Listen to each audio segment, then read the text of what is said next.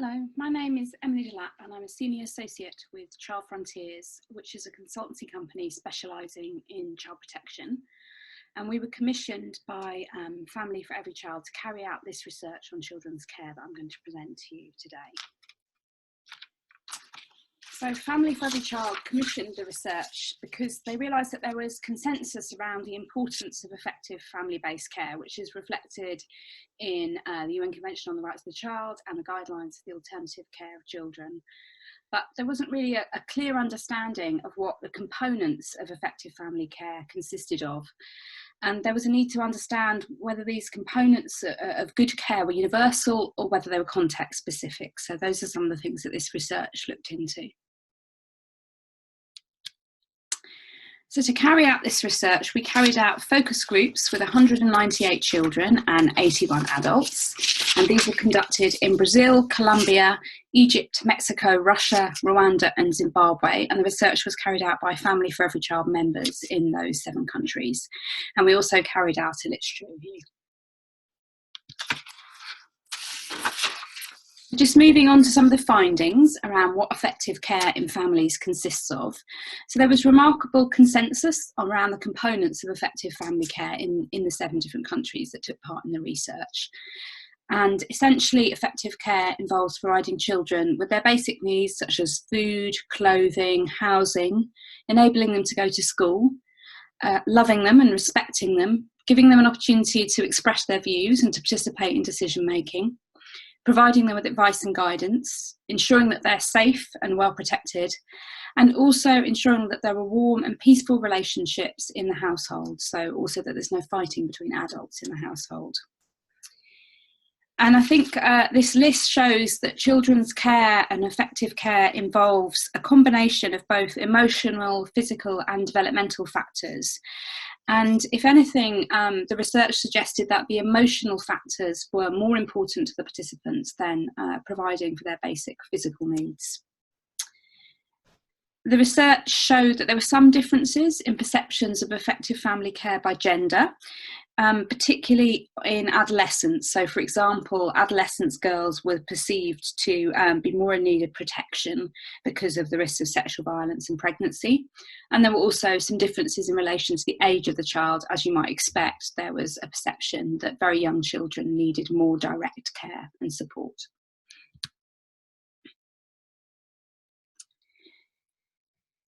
Effective care in families can be kind of summarised by these 2 quotes that were provided in the research. So this is from a woman in Zimbabwe who said that a well cared for child has school fees paid for, is happy and free, likes going to school, eats nutritious food and is loved by their parents. And a girl in Colombia said that taking care of them, by them she means children, means giving them affection, support, saying good things that are useful to them in their lives.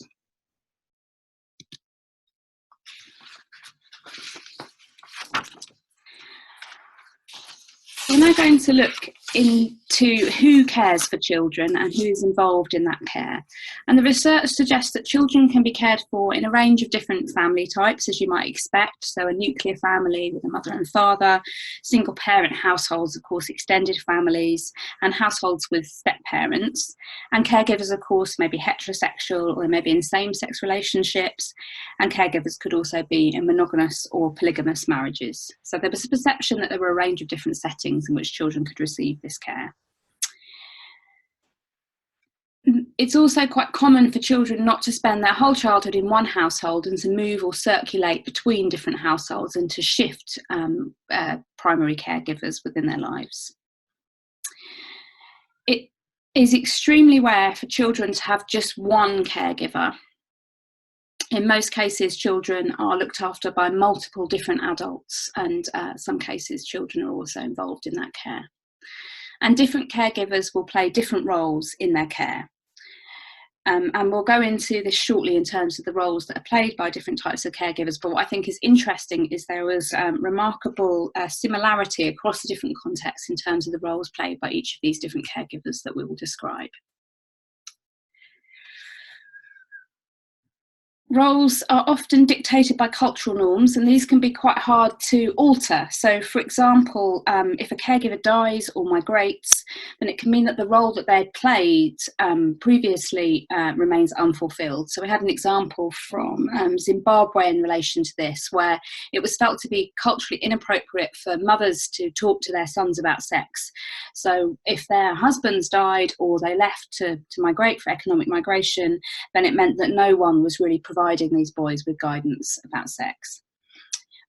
This said, roles do sometimes shift because there's a particular need for those roles to change. So, for example, in Rwanda, where there was high rates of migration or death caused by HIV, then there was an absence of aunts and uncles because of this, and teachers kind of stepped into the role of providing support and guidance to children.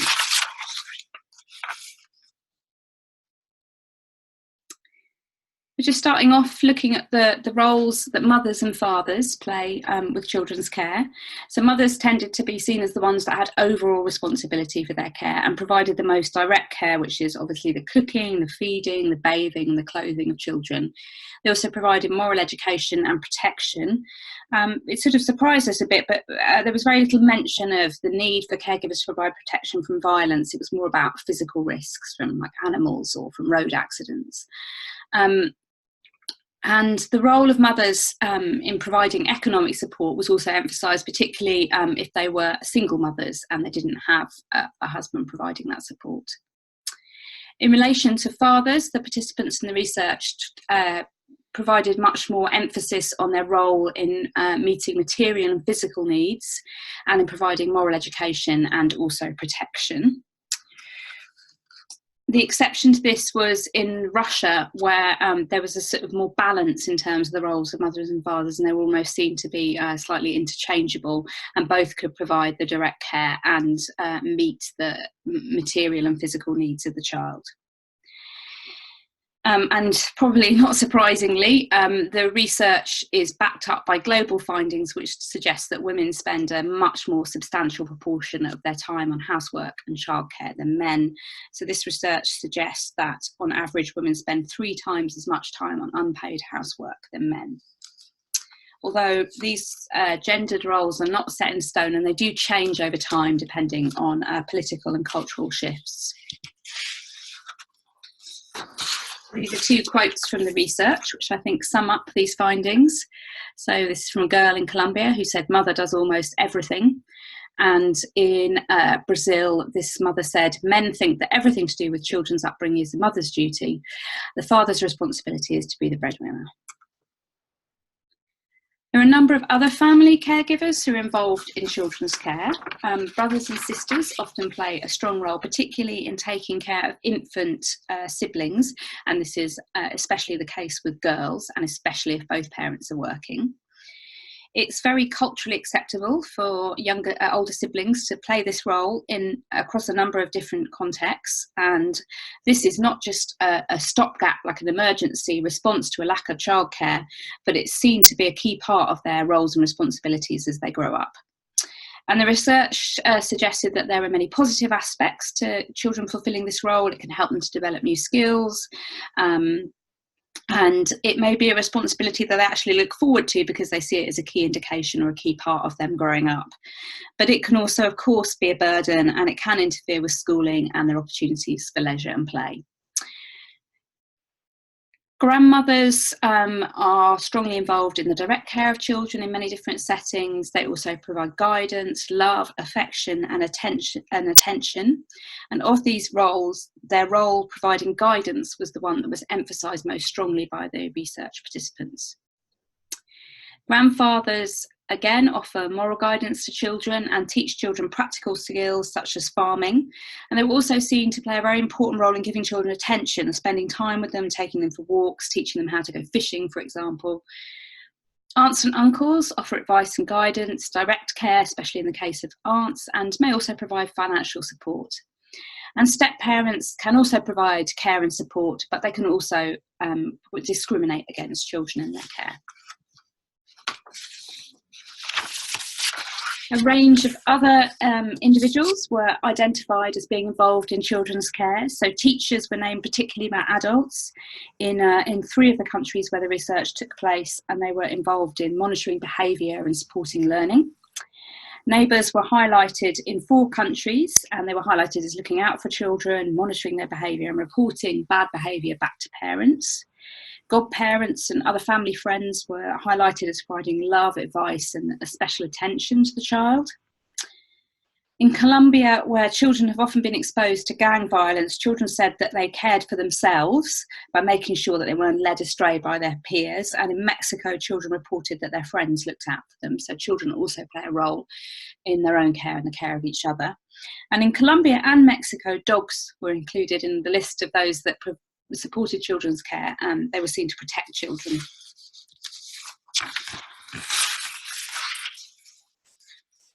So a number of factors influence how families care for children. The first is poverty, which was mentioned across all of the focus groups in all of the different contexts.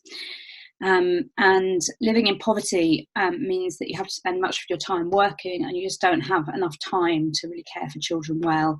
And the research also indicated that sometimes the stress associated with poverty can lead to families not being able to care for children as well as they might like to.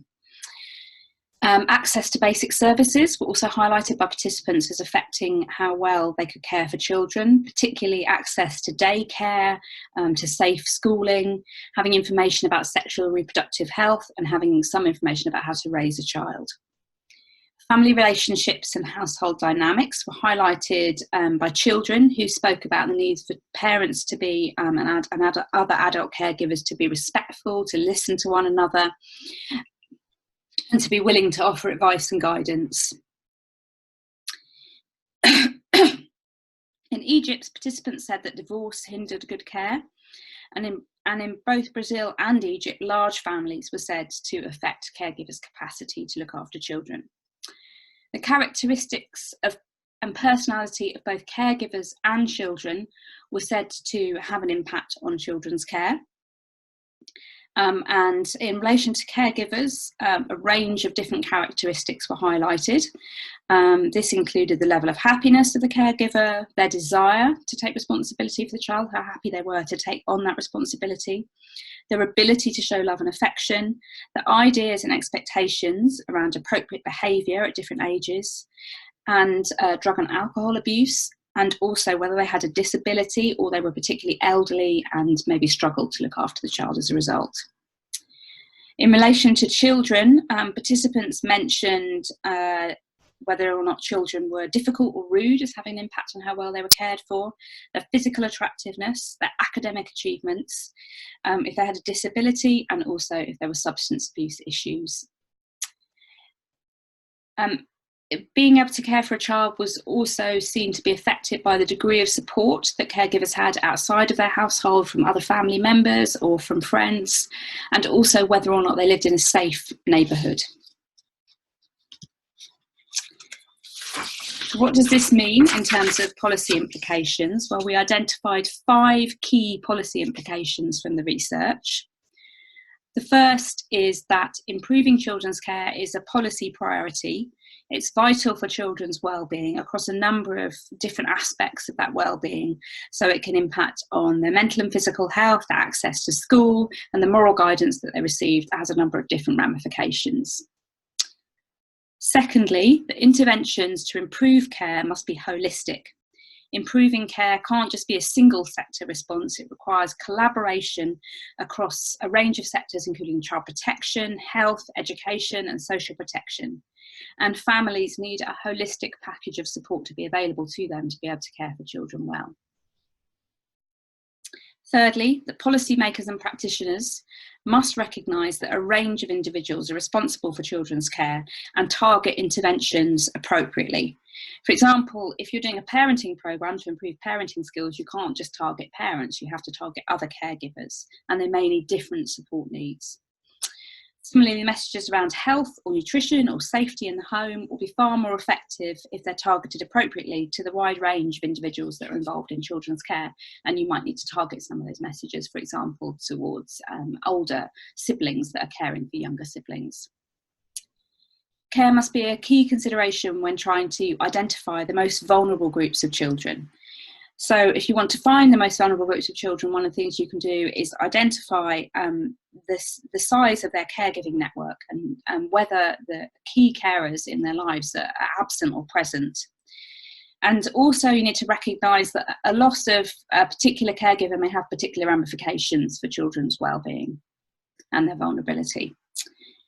And finally, policies and interventions on care must be context specific. Now, the research found that there were lots of findings that were generalisable across the 7 different contexts, but there were also key differences. And care and the factors that affect care do vary by context. So that suggests that you can't just import programmes from one setting to another and expect them to work. So thank you very much. That's all from me.